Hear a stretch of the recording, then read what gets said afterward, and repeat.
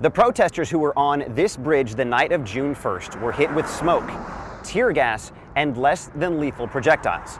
674 of them were detained and threatened with criminal charges. But the protesters have long maintained it was the police who were in the wrong that night.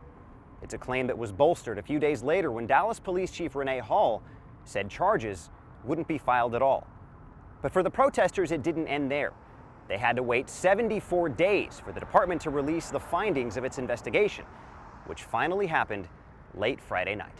The DPD's after-action report details the department's response to peaceful protests, clashes with police, rioting, and looting between May 29th and June 1st. In it, Chief Hall acknowledges errors and shortcomings in its response.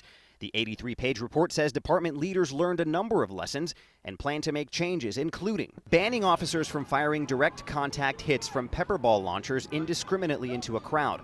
Officers can still target protesters in one-on-one situations when sure of the target and the background. The non-direct use of pepper balls as well as crowd-dispersing chemicals will still be allowed.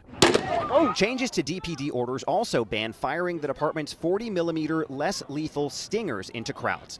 Again, officers will be allowed to deploy them on individuals when sure of the target and background.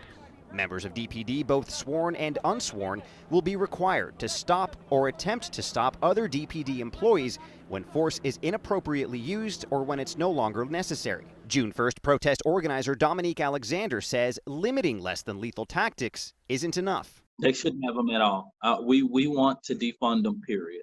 Chief Hall says the revelations of the report were difficult to accept, but she's confident officers are committed to change so that errors do not occur in the future. They have these mistakes, but how many officers were suspended about it? If you're going to keep on just changing policies every time your police officers do something wrong, that don't create a culture of real structured accountability.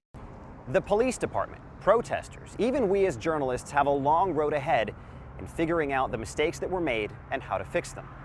A public safety committee meeting has been scheduled for this Tuesday to discuss the findings of that 83-page report. In Dallas, I'm Eric Alvarez.